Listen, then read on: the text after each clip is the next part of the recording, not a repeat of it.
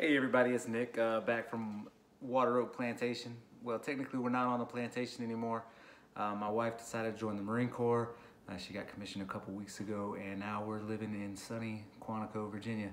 All right, so I wanted to do some videos. I was gonna do one giant video, but it's probably gonna be like 15 minutes whenever I first tried to talk it out. So I had to write a bunch of notes down, and what I think I'm gonna end up doing is doing 2 to 3 videos for you guys about timberland management. So Water Oak Plantation, if you haven't seen any of my videos before, it's roughly about 1,800 acres. We manage probably about 4,000 acres through the leases, but 2,000 of it, or 1,800 acres of it, is family owned. It's been in the family long time. And basically what we primarily grow on it is timberland. So when I first got out of the Marine Corps, I attended Archi's like every one of you guys. And what I was planning on doing, I was planning on going home and I was gonna grow and sell hydroponic bell peppers. Down south, huge organic desert. So if you can grow anything, really, people will literally tell you they'll buy every single thing you have. It's harder to grow down there because of the humidity, but that's not a video for this, or it's not a subject of this video. So this video, really I wanted to introduce the farm, and I really wanted to kind of just say, getting the farm started. All right, so whenever you buy a piece of property, it's a huge undertaking. So, all right, so well, like I said before, we managed about 1,800 acres. So when I first moved the property hadn't been managed. It was managed by Granddad, and Granddad he's 87 years old. So usually what he did is he'd go out, feed the birds, feed the deer, and that was it. So he planted a bunch. We probably have about 70 to 80 acres in wheat, sorghum, corn, some watermelon patches, but that's about it. He never used it for any sort of like retail. What he did is he planted a bunch of pine trees and also maintained some hardwood lots. So the very first thing was very apparent when I moved there was we needed a gator or something. All right, so I've seen some people say like you can save money, buy a used pickup truck, or you can buy a used Jeep. That is very true. You definitely can. But the only thing I caution about that is the maintenance might be cheap, but time consuming. So depending on where you live, we lived in the middle of Alabama. It's 40 minutes to the nearest grocery store. There isn't a place to go in town to get your oil changed. There's nothing.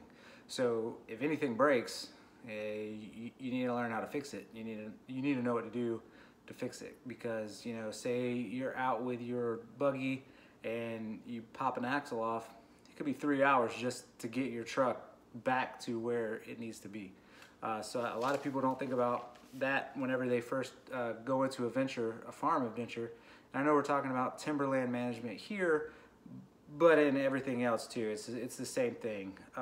So a tractor was also needed. So the farm currently had like a 68 horsepower old Kubota, and the Kubota is great, had plenty of horsepower. The only problem is it was about 20 years old and it had been beat to hell, and all the equipment had been beat to hell. So we would go to disc brakes. Like I said, we don't have anywhere where you can just go pick up a new one or pick up any parts. So we had to go back and either have the part manufactured, have the parts flown in, literally flown in on the little deliveries, or something like that, and that takes that knocks you out for a week. The same thing would have been if I would have actually built the greenhouses. A lot of the issues that I was running into with scheduling the greenhouses to get built, which I'm glad they did now, because I'd have greenhouses in Alabama and I'd be in Virginia, but it was getting it there. So a lot of places that you guys, and I was too, I was lucky enough to have a wife that already had property, but is whenever you're buying land, the cheaper land is usually way out in the middle of nowhere, which is good and bad. So beyond a tractor and a gator, what I ended up doing to finish that little section out is John Deere is running a special on 0% financing.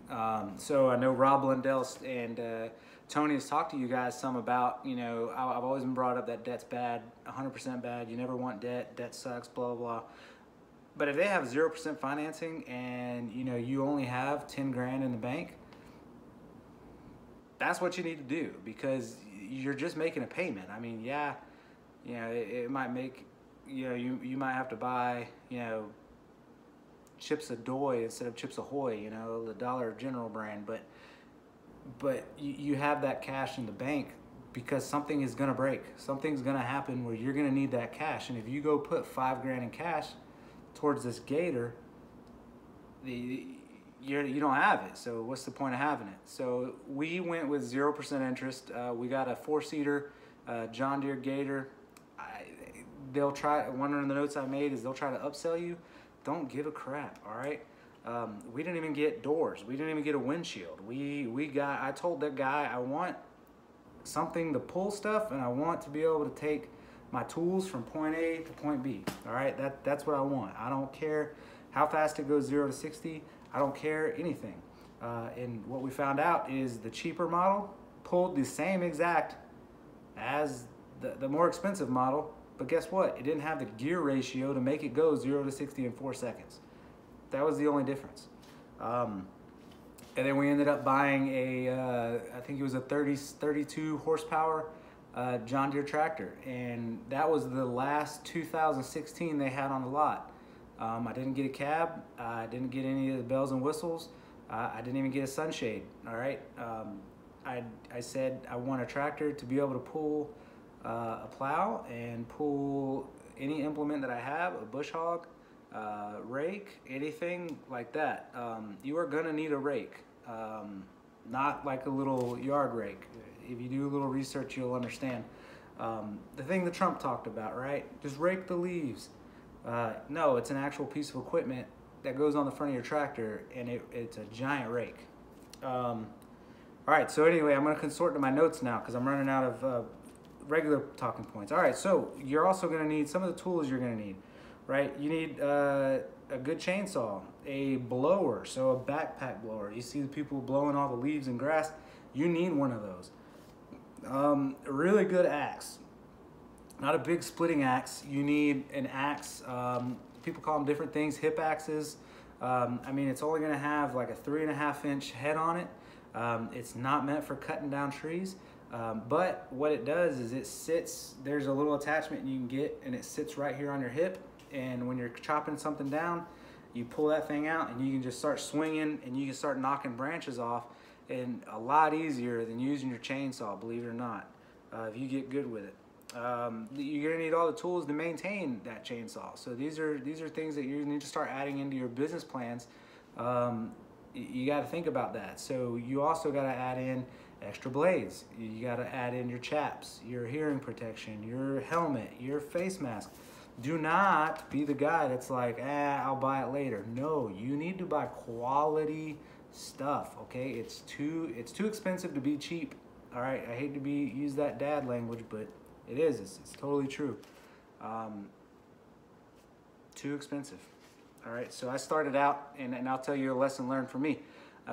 We had 1,800 acres. I thought a 16-inch Husqvarna that I bought from Lowe's was gonna do it, and it is not gonna do it. All right, so I ended up having to go buy it was almost $600. I think it was like $620 after tax. 75cc 24-inch bar commercial grade chainsaw to be able to do the stuff that I needed to do. We'll get into what kind of stuff you actually need to do when you're buying Timberland, but I'm talking about this stuff first. So I said commercial chainsaw, maintain, you need chaps, gloves, glasses. Oh God, get some good gloves, okay? Literally glove, I don't know if it'll focus, but the glove saved my finger. All right, so if y'all haven't seen, I put a couple pictures on Facebook. You can check my Facebook page out. But my glove, the doctor literally said that if I wouldn't have had gloves on, and the good gloves that I had bought, I would have had my finger, one less finger. Accidents happen. So anyway, mapping tools was the final thing that I put on here. So I know that sounds crazy, all right, but you need to go, you can go to GIS. Most states have like, Alabama has like Alabama GIS, and you can actually print out maps, contour maps, property line maps. It'll tell you who owns what property. You can even find out how much taxes they paid. You can find out how much the property's appraised at, and that comes in whenever you're gonna go buy a piece of property. And I'll talk about that in just a second. So all of this stuff, we've been talking for 10 minutes, and all of it is just gear. And I put that first and foremost because it's when you buy a piece of timberland, it is not just you show up and there's trees there. No, you got to have your roads. You got to have your roads first, because you got to have the timber appraiser to be able to come in and be able to actually look at your trees. If you can't have that, then they won't. A lot of them won't. They won't go walk. I mean, I think there's 23 miles of roads on our property. If you paid an appraiser to go do that, that would be a huge chunk of money. All right. So if it's easier for them, it's easier for you, especially if you already have like a gator or something. They show up, you say, hey, let's go in the gator, and you drive them all around all over the place. That's what I did. So anyway, so back to the mapping tools. Or you can do, there's a Onyx Maps.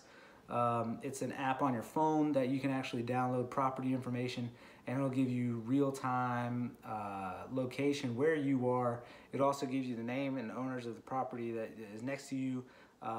Or you can use another map where Onyx Maps is what I use when I'm walking around. And what I use to mark my GPS locations, to mark property lines, property boundaries. That's the other thing. You got to buy signs. You got to buy signs that say, hey, this is my property.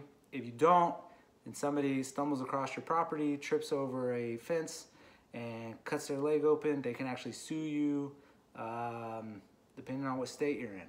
All right. So you have to mark your property. If you mark it, then you can say, hey, they were trespassing. I told them to stay out. All right, but anyway, so we use Huntera Maps. That's not a plug.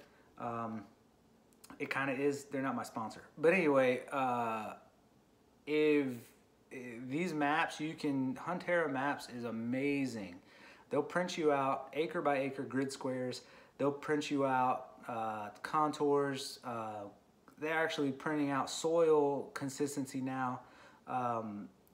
All sorts of stuff. You can get all sorts of different maps. You can get brochure maps. You can get big poster maps. You can get all sorts of maps, which is also good. So whenever your forester comes and they say, what do you want? I wish I had the maps that we had, but we would literally, say, right here, we're getting this cut and we're not getting this cut. And this is the entry point, and that's the entry point, and here's my house, stay away from it. It was so much easier to actually be able to communicate that with the forester or with whoever's coming. I can do a whole other video on working with the National Resource Conservation team. They're amazing. They came out, I handed them maps, rode around on the gator for a day. They helped me tremendously. Unfortunately, the size of the property that I had didn't qualify for a lot of the programs, though. That's a whole nother video, too. So anyway, so that's all the tools, guys. Some of the lessons that I learned from walking in and managing timberland, and we'll do a video on buying timberland, but this is just management. It is so important to have clear roads. It's so important to have a good chainsaw. It's so important to be able to learn to see the trees as an actual crop. I know a lot of people, they get into the whole tree hugging thing. And to be honest with you, I'm one of those people. I want to grow hemp. Our whole farm wants to grow hemp. But Alabama is Alabama, and they are very opinionated on hemp because you can roll them hemp leaves up and smoke them, man, and get high. All right, so even though the Farm Bill just passed and said that, yes, you can grow hemp now. Alabama's not budging. I've already emailed them countless times. Trust us, as soon as hemp's ready to grow, we're gonna grow hemp. But right now, we're growing trees. We grow pine trees, we grow hardwoods. We don't have really that many specialty woods like the maples, the cherries, the walnuts. Well, I take that back. We have a lot of walnut, pecan, all that good stuff. But anyway, you want to treat it like a crop, okay? So we'll do the next video on actually going and buying a piece of property. If you have questions, please let me know. The management piece is crucial. You have to treat it like a crop. You have to. If you have too many, so think about it like your garden, okay? So if you have too many weeds, your shrubs or whatever, they're not going to grow as fast as they could. So you're going to have to use different management techniques like fire. I try to stay away from pesticides. Sorry, I just almost closed the video too. I got so much more to say. So like I was saying, your crop is an actual garden, okay? You got to think about it like that. You got to look at it like that. So whenever you're going and looking for a piece of property, if it already has trees on it, you have to look at, you know, was it burned? Was it pesticide? You know, what kind of programs was it in? Was it a treasured forest? Was it not a treasured forest? What's a treasured forest? Was it a certified tree farm? Most likely not. Most likely it was grandma's back 40 that, you know, the kids don't want anymore. So there's all these things that go into it. And each one of those subjects can be a video of their own.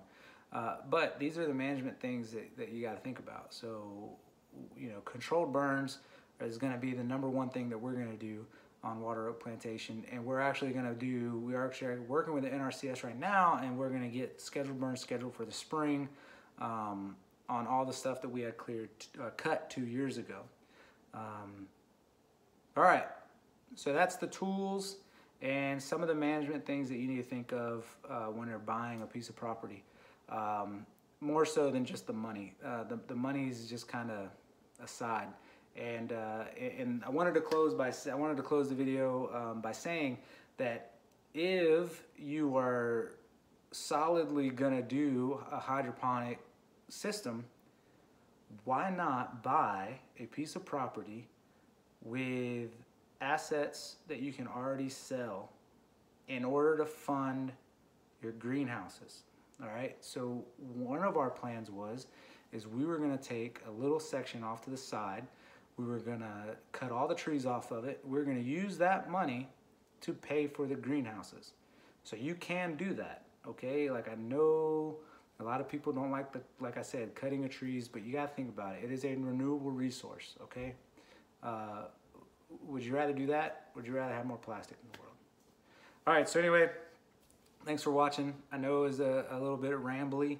If you have any questions, please message me. I'm always down to message Tony. If you want me to do more videos specifically on any sort of program, please let me know. All right, guys, my son's up from his nap, and I gotta go do dad things now that I live in Virginia. All right, see you later, Archie's family. Take it easy.